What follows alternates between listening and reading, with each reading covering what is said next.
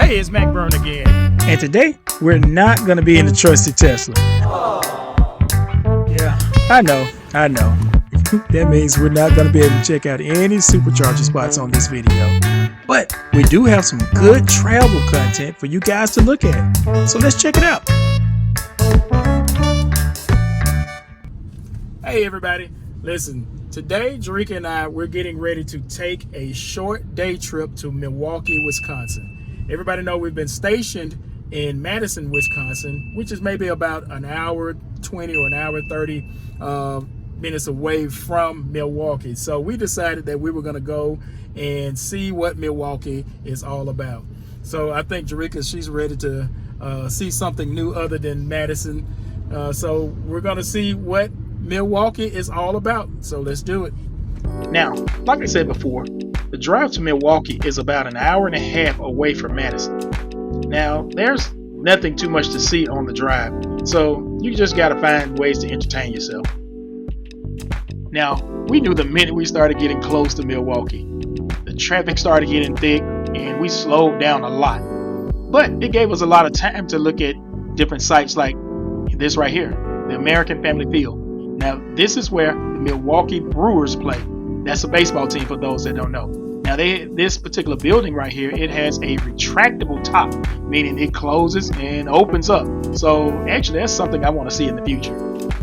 Well, for some reason today, as we reached the inner city limits on the expressway, the traffic thinned out pretty good. And we got to rolling the way we really like to roll, fast.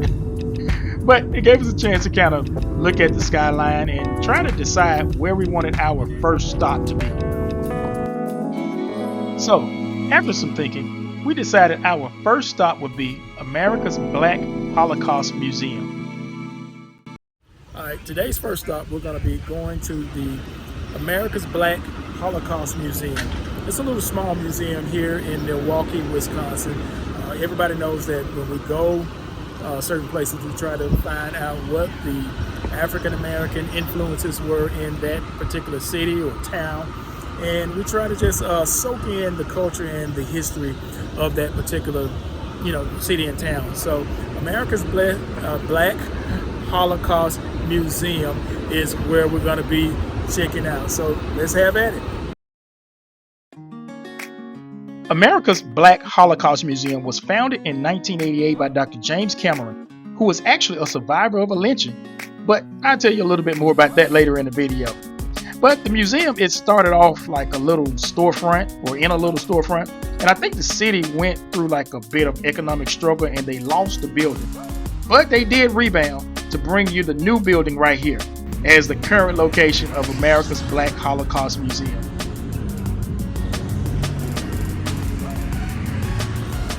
As you walk into the museum, there's a nice biography dedicated to Dr. Cameron that tells us a little bit about his life's journey. And I want to stop right here because it's interesting to see how I'm in a museum in Wisconsin and I find out that the founder has ties to my hometown of Birmingham, Alabama. But I'll actually share more about, more information about this later in the video.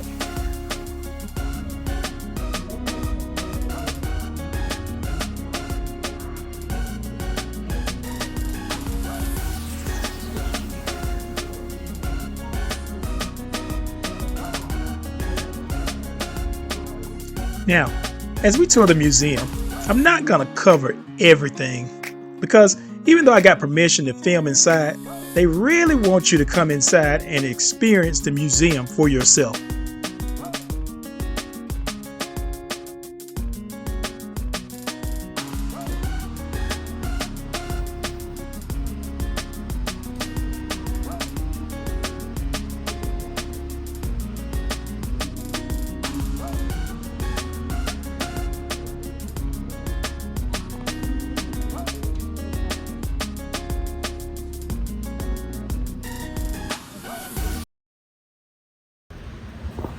So we decided to stop by this place called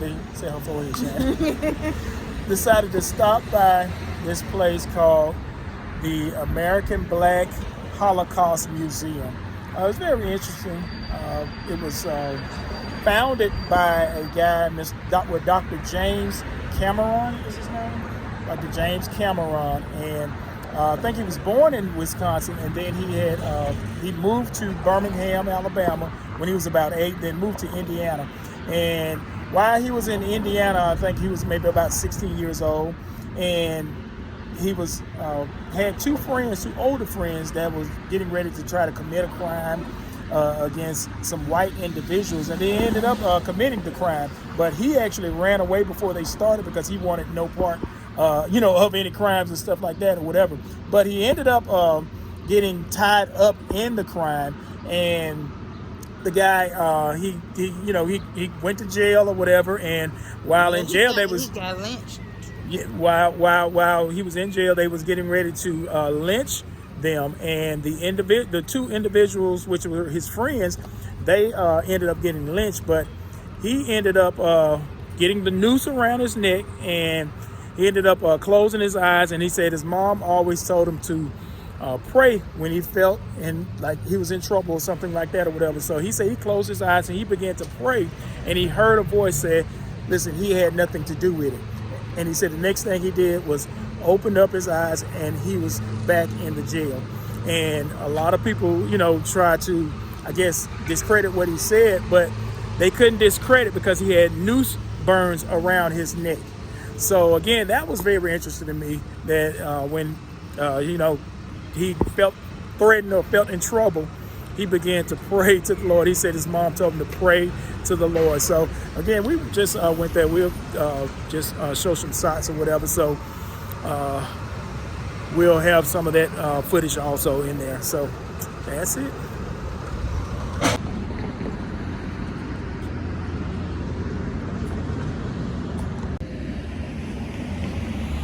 So Jerika wants me to film this grass right here. She's trying to figure out what kind of grass is that. So anybody know what kind of grass that is? You can put it in the comments. Well, that's it for America's Black Holocaust Museum. We definitely enjoyed our time down there, but it's off to the next adventure for us. Our second stop on this trip was the historic 3rd Ward. Now, down there, they have the public market, tons of eateries, and just a lot to do. So, without further ado, welcome to the historic 3rd Ward of Milwaukee, Wisconsin. Nestled downtown, as you can see, it's a very busy area. I'm a little busy at the moment. It has a lot of shopping, it has a lot of eateries, and of course, the Hop, which is a free Milwaukee Transit streetcar that travels right through the center of the 3rd Ward. But today, we're going to the public market. Now, the public market is a place where you can go shop for different things. Not so much as retail stuff like clothing or anything like that, but you can purchase veggies here, or you can get sweets or pastries, different type of meats they offer, or just different things, just little things that you might be interested in.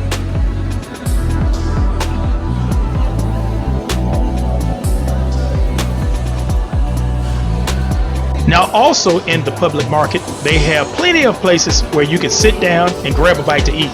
They have an oyster bar, they have a barbecue place, they have different little restaurants that you can just kind of sit down and enjoy a meal. But today, we're trying the St. Paul's Fish Company, which is also in the public market. Is it on me?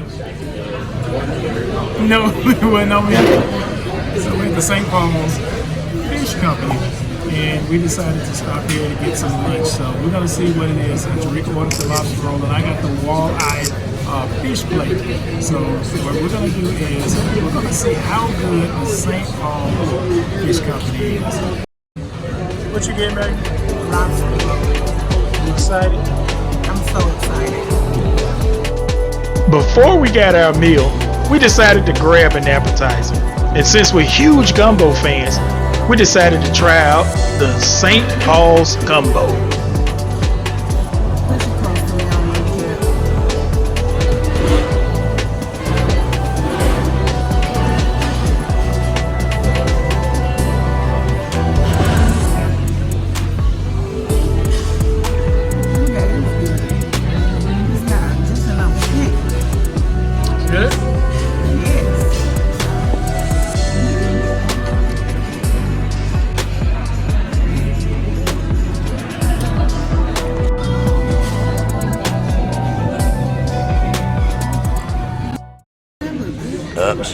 Winning. As you can see, the gumbo was a hit. But since we're big gumbo fans, put in the comments where you've had the best gumbo. We might just pop up there. But what about this meal though? Let's see what it's talking about. We were amazed at how big the proportions were. The lobster roll, it was full of lobster, and this is real lobster. This wasn't no imitation lobster. And the walleye, I was just surprised how big that portion of fish was. I had to measure it with my hand, and my hand ain't really big, but I don't have a small hand, so. That was good. I'm helping you eat this. Really gonna dig in. Yeah.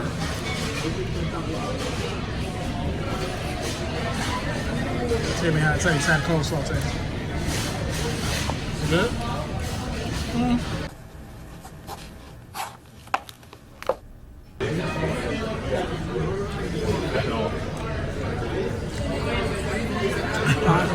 It's so amazing. Oh my God. Just wanted to be on. Be it that I've never had walleye before, it was actually really good. It put you in the mind of a really flaky catfish. Now, this time being adventurous turned out right, but check out this video where being adventurous went wrong for me one time. So as you see, the main courses of our meal was really good. The lobster roll was amazing, the walleye was amazing. So St. Paul's Fish Company, they get the Charlie Sheen Winning Award. Oops. Winning. So after lunch, we wanted to catch a couple of tourist attractions in Milwaukee. We ended up near the campus of Marquette University, which was close to our next stop, which kind of had my wife a little skeptical. Well, you'll see what I'm talking about here. Look at that. The face over the window. They put a monster face. Look at that monster face. You see it? I don't see where the monster face. Oh, to my right above the middle window. No. It's right above the three windows at the top. That's what I said. The one in the middle, though. Yeah, it's in the middle of the three windows. Yes, that's what I said. On both sides. Yeah, she said that's the monster face. She was wondering, was that Captain Pabst? Was that his face?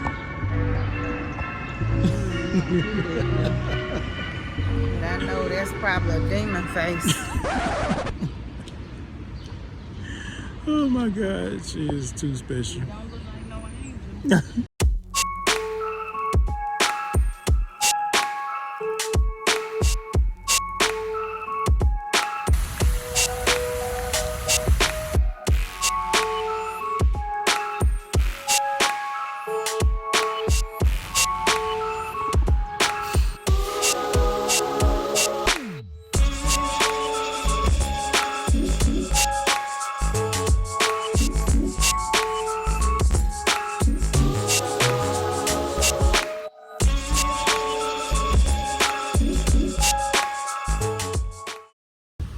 So we decided to come to the Pabst mansion. Now, everybody knows Pabst Blue Ribbon beer. Now, it's not real popular beer now, but back in the day, everybody knows what Pabst Blue Ribbon was. This is his mansion. The guy who founded Pabst Blue Ribbon, this is his mansion. His name is Captain Pabst. So we decided to come here, but we didn't have time to do a tour. I'm not gonna say had time, but we came a little too late to get the guided tour. We could have did a self-guided tour, but we decided not to. So we just wanted to just come up to the structure and just look at all the architecture and look at all the detail on the mansion. And it's quite impressive that this was erected back in like the 1800s with all the detail and all the, just all the, fine tune or whatever you want to call it, just all the fine architecture in this particular house. So you can tell he was pretty loaded back in the day. So so that's our third stop here. Since we couldn't do a tour of the Pabst mansion, we decided to just check out a couple of more places in Milwaukee. We ended up at Bradford Beach in Milwaukee's North Point area. Now, Bradford Beach is a man-made beach which sits right off of Lake Michigan. Now, during this time of filming, it wasn't too busy, but usually it could get pretty crowded and pretty busy in this particular area. What it is, baby, scale of 1 to 10, the beaches we've been to? 1? She's so silly. Yeah, she back for real. But yeah, y'all know we always gonna find us a beach somewhere. So we out here in Milwaukee, Wisconsin, and we're at the beach. I don't know the name of the beach. I don't know if it's a Bradford Beach or whatever, but we're on I think it's the North Shore, whatever it may be. I don't know, but just found this little beach. We was up there filming. I wanted to see that right there. That's a little observatory tower, whatever you want to call it, the overlook, something like that. And so we decided we're just gonna come down to the beach that they got down here. Yeah, now we've been to way better beaches. And of course, we understand where we at. We're in Milwaukee, Wisconsin.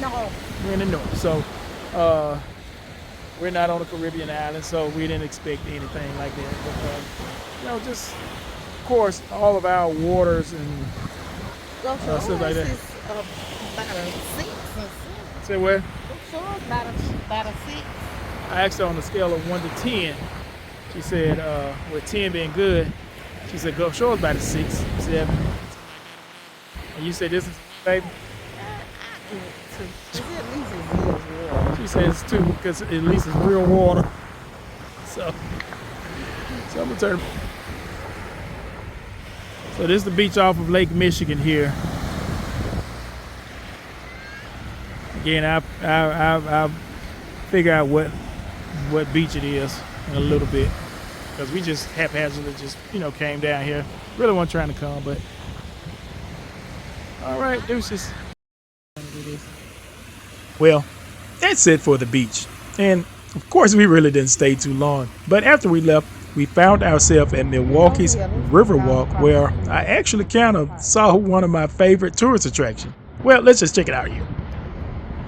So, I had to come get a picture with my guy here, the Bronze Fonz. Now, we're in Milwaukee, Wisconsin, and this is one of the tourist attractions here, the statue of Arthur Fonzarelli.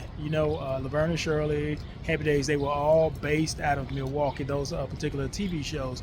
So they got a statue called the Bronze Fonz that people come and take selfies with. So it's pretty cool. So listen, I had to take a picture with my guy here, Arthur Fonzarelli. Hey. That's it, guys. We've made our rounds in Milwaukee. We've had fun, we've ate some great meals, but now it's time to grab some frozen custard. So, if you want to see how I made a funny YouTube short from eating custard, check out this next clip and see how we ended our Milwaukee day trip. It's the world's finest custard. Hey everyone, It's McBurney, and today we're taking a short day trip to Milwaukee, Wisconsin. And for some reason, the traffic was horrendous. I mean, it was like really bad. So when I noticed my wife getting a little bored, I decided to surprise her with this place right here, Leon's Frozen Custard. But guys, the real treat was how my wife responded. Check this out. Stop putting it on me. it's the word. It's the world's finest custard, not just like in the north. Not even in the United States, the nation. It said the world. Not the city, Craig. Not the city, Craig. It's the world, Craig. Come on here, Craig. If you want to see how I creatively use this video to make a funny YouTube short, click on the card above. Or just watch to the end, because I've added it there too. Okay. I can't get that sign up there.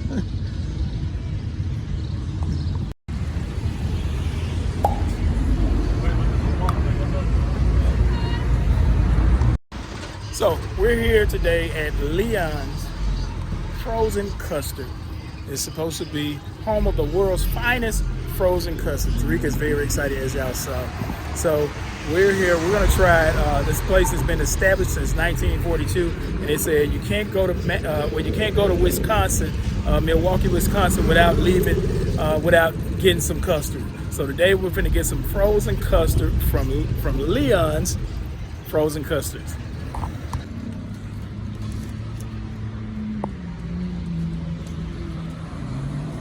When you walk up to Leon's, it gives off this vibe of a 50s soda shop where they serve like burgers and floats, which I think they do.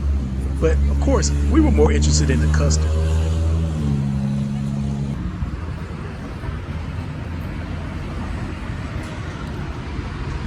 You excited?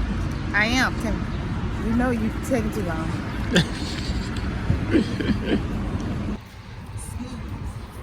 It is so good. Let me taste yours. Taste yours.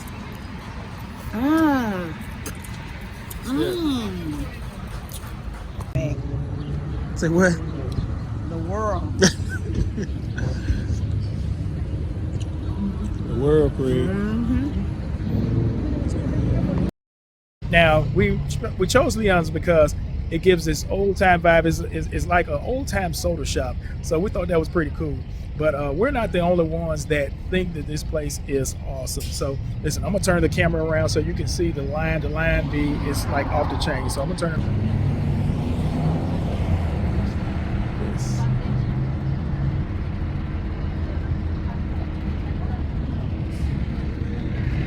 So yes, Leon's, it's got a pretty good reputation. So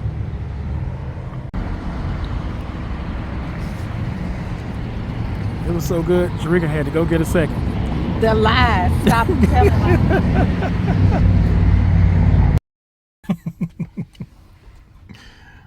No. Meg, I told you quit filming me. Oh, I forgot. I promised you guys a funny YouTube short if you watch to the end. So hold on. Let me rewind this back. And here you go. Meg, I told you quit filming me.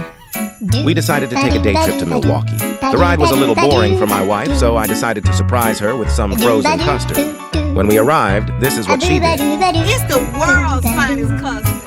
You excited? I am. Not just like in the north. Not even in the United States. The